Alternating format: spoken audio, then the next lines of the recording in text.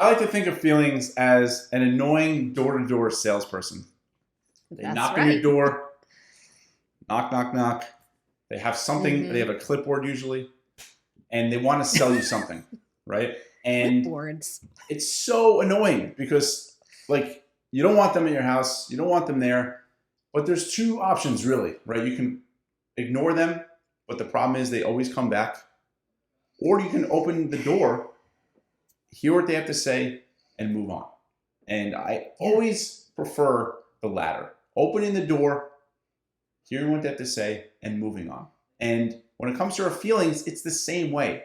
If we're constantly ignoring them, suppressing them, pretending they don't exist, whatever, they're going to come back.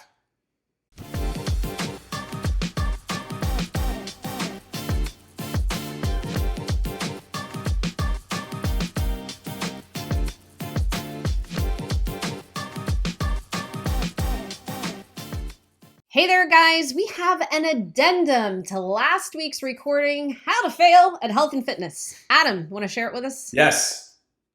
Make Okay. sure you never, ever feel your feelings. Do not acknowledge them.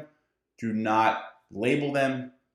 Pretend they do not exist, and you will absolutely fail. Yes. Now listen, we're serious about this. We're serious. You guys, don't do it. Don't do it. No. In all seriousness, though, we have people come to the program all the time who really don't want to feel their feelings, don't want to talk about feelings, don't want to deal with feelings, don't want to admit they have them. Let's just talk about food. Let's talk about fitness and get on with it. Right, Adam? I mean, Yes. several times a week. For sure. I'm sure we get this. Okay. Guys, you got to do it. You got to do it. We cannot sever the two. You cannot just deal with the body, and you cannot just deal with the mind. You have to deal with the two in conjunction. They work together like PB&J, like green eggs and ham, like, Sally and Harry. I don't know. Give me one more. Oh shoot. Will Ferrell and Bob Newhart. Nice. You can't have one without the other. You have to feel your feelings. But I mean, we were talking about this a minute ago. I think there's a step before feeling your feelings. That's even being willing to acknowledge that you have feelings, right? Absolutely. Yeah, I think some of us, we've kind of, many of us have been told like, oh, feelings aren't a nice thing to have. We don't have feelings. Definitely don't show anybody your feelings. All right. And it's probably good if you don't tell anybody you're having feelings about what they've just said or what's just occurred, because you don't want to make anybody uncomfortable. Don't make anybody uncomfortable. You just keep that all inside and, we'll just kind of forget about it. But here's the problem with feelings. Adam, you actually have a really good analogy for feelings. Ding dong. I like to think of What is it? feelings as an annoying door-to-door salesperson. They That's knock on your right. door, knock, knock, knock. They have something, Mhm. they have a clipboard usually, and they want to sell you something, right? And Clipboards. it's so annoying because, like, you don't want them in your house, you don't want them there, but there's two options really, right? You can ignore them, but the problem is they always come back, or you can open the door, hear what they have to say, and move on. And I always prefer the latter, opening the door, hearing what they have to say, and moving on. And when it comes to our feelings, it's the same way. If we're constantly ignoring them, suppressing them, pretending they don't exist, whatever, they're going to come back. It's far more effective Yes. to just feel how we feel, move through it, and then move on. Yeah, and they're pretty persistent too. Like imagine a really good door-to-door salesman. And this is no knock on you guys out there who are door-to-door salesmen. I have great admiration for you. Right? Like great. What a tough job. What a tough job, especially if you come back when you didn't get an answer the first time, okay? But they're not going to go away. They're not going to get easier to deal with. They're going to fester. They're going to get worse. They're going to get louder. They can, and there is a huge body of proven evidence they can make you sick, right? They can bring us to states of poor health. It is a fact. It is proven. Repressed emotion is making people sick. So Again, we cannot just address the food on your plate and the workouts you're doing at the gym, bro. It's not going to work that way. Yes. Adam, so, okay. I think two questions come to mind. Number one, okay, and we'll talk about this. You have some good notes for this, but okay, we're acknowledging we have feelings, and how do we work through them? How do we deal with them? But I think the question should be addressed. How do you know if you're having feelings? And it sounds crazy, but I think if you're not good at feeling your feelings, you don't necessarily know what that's going to feel like. And it's super scary. It's terrifying, right? Like, oh my God, if I even touch anger, I'm probably going to just go up in a ball of flames. But it doesn't happen. And, you know, you're having feelings because your body is also having sensation along with those emotions, right? It's sensation in the body, it's physical feeling in the body. And then it's also emotional feeling in the mind, in the heart space. So that's why you have to work with the body and the head. So if you're not used to feeling feelings, it is going to show up in your body. A lot of times people who may be in different therapeutic settings are asked, okay, where do you feel the emotion of sadness in your body? Well, you might feel it in your gut, or you might feel anger in your chest, or stress in your chest, or in clenching your jaw, right? So if you're looking for, well, how do I know I'm having feelings? Check in with your body. Your body is a great indicator of emotions you are feeling. What do you think, Adam? No doubt. I mean, quick story, about 6, 7 years ago, I was having awful pain. I tried everything: chiropractor, physical therapy, massages, acupuncture, trigger point therapy, everything, you name it. Nothing was working. And a buddy of mine recommended a book called Healing Back Pain by Dr. John Sarno. And the whole idea of the book is that the pain is the solution for many people, especially for people with chronic pain, for people where the pain seems to persist and nothing is working. For many people, the pain is the solution. And what happens is your brain creates this pain to absolve itself or to deal with these uncomfortable feelings. So instead of dealing with these uncomfortable feelings, it's creating pain. And, listen, I know it sounds hokey. It might sound hokey. I know it might sound ridiculous. I pride myself in being extremely pragmatic, realistic. Everything we talk about, we want it to be grounded in reality, right? And hearing how a book can actually cure pain might sound crazy to some. But when you actually understand and start to realize, wow, like these feelings have to go somewhere. This stress, this anger, this fear, whatever it might be, has to go somewhere. And if you don't deal with it, then it takes itself out in pain. Yeah. Your body is an indicator, right? Your body's going to show up and do for you what you're not doing for yourself. And sometimes that turns into pain, and it's awful. It's awful. And again, I think that's why we're having this discussion. We're driving this point home. We all have feelings. Nobody escapes this life without feeling, right? And learning how to understand that you have them and identify them, and then learning how to move through them is super crucial, especially for those of us out there who are trying to get healthy or want to hang on to our health.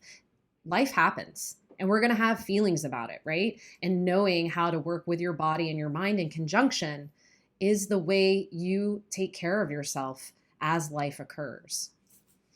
What else, Adam? You had some particular ways. Okay, say somebody does know how to acknowledge that they're having feelings and they know what their feelings are. So you open the door, right? Okay, there's a feeling at the door, open the door, and then what? Yeah, I mean, so just to go back to my back pain quickly, I mean, it was in my lower back. At that time, my youngest son was born very premature. He was born at 29 weeks. We were in the NICU for 70 days, right? And then suddenly around that time, my back started absolutely killing me, right? So there's certainly a correlation. And the first step is, awareness of the feelings, but then also acknowledging the feelings, right? Acknowledging the powerlessness I felt, acknowledging the worry I felt. And a big part of it is what I like to say, LOL, right? Obviously, laughing out loud is wonderful. I love laughing. I love watching comedy. I love those. That's great. But even more so important, I think, or equally as important, is living out loud. And what I mean by that is just expressing how you feel. When you share how you feel, it takes the intensity of how you feel it reduces it, right? So just sharing how you feel, whether it's with someone or yourself in a journal, but just getting those thoughts, getting those feelings out is really, really powerful. It really reduces the intensity of those feelings. And that really helped, right? That was a big part of it. It's like, wow, I'm really nervous. I don't know how my son's going to turn out. Like, what's going on? Just acknowledging that is super powerful. Yes, actually, I just had that conversation last week with a client. She just said, I've been having this feeling. And in that same moment, she's like, I actually feel a lot better because I just told you. I was like, great. Now, what are we going to do from here? Right? And it does. It opening that door, acknowledging it, telling somebody about it actually brings about pathways to move forward, right? If that door is shut, you're stuck. You're not going to go anywhere from there. And those feelings are just going to pile up behind the door. And then when you finally open them, it can be really overwhelming to address them. So I think learning to open the door and address them as they come is the best route to avoiding, poor health, and certainly body pain. No doubt. What else? No doubt. Another thing is, so we talked about living out loud, we talked about journaling, we talked about opening the door. I think awareness of the feeling. I always think about, like, it's a very simplistic example, but I think it's powerful. It's like, after a long day, we might feel very stressed or we might feel very overwhelmed. But I think the next step to that is, instead of just saying I'm very stressed or I'm very overwhelmed, go one step further and say, I'm very stressed because of X or Y or Z, or I'm very overwhelmed because of X, Y, or Z. And it allows you to compartmentalize. It allows you to kind of identify the exact thing. And then you realize your whole life isn't this big ball of stress. Your whole life isn't entirely overwhelming. It's usually 1, 2, or maybe 3 things. And just labeling them, identifying them can be super powerful. We're not saying you have to go to therapy, you have to, we're just saying, don't be afraid of your feelings. I mean, ultimately, what's interesting is emotional eating is we're not dealing with our feelings. We're kind of saying, you know what? I don't want to deal with whatever it is that's bothering me, and I'm just going to eat to change the way I feel. But the only way truly to overcome emotional eating is to deal with your feelings, to open the door. Hi, how are you? How can I help you? Deal with the feeling.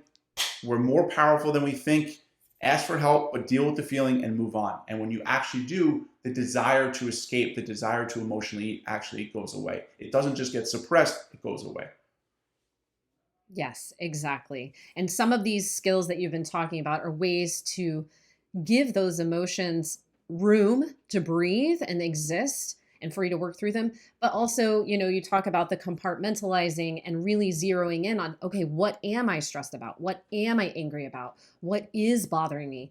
That gives that emotion a boundary so it doesn't consume you. I think that's a big concern as well for a lot of people who aren't used to working through feelings and acknowledging that they're having feelings. It just feels like it's going to just be this huge tidal wave of emotion that just eats them alive, right? But when you zero in on, this is the thing that makes me angry, this is the boundary that was crossed that made me have these feelings, it makes it very clear and it does not feel overwhelming. So hopefully some of these tools and skills that we've talked about today empower you guys out there listening to start checking in. Health cannot just be about the food you eat and the movement you do. It cannot. It has to be in conjunction with working through sensations of the body and the emotions that go along with it. Adam, is there anything else you want to share? Yeah, I mean, there's no doubt, when you're fit, it's easier to be happy.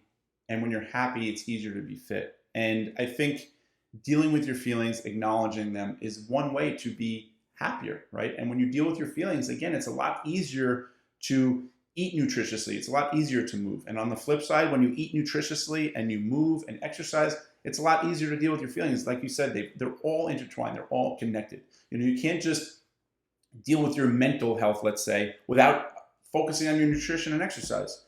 And they go, they're both intertwined.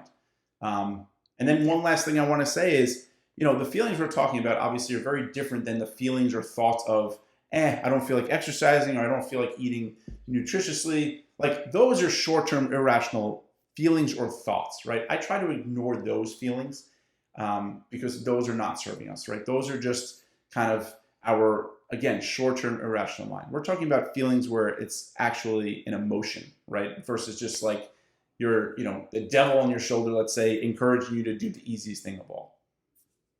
Right. Good differentiation. All right, guys. Well, that's all we have for today. Just a reminder, if you want to fail at health and fitness, ignore your feelings. But we really hope you don't. So, as always, we love to hear from you. If you want to talk about this further, shoot us an email, leave some comments. We're happy to discuss. And guys, please take care. Feel your feelings. It's really not as scary as it might seem. All right. We'll talk to you soon. Take care.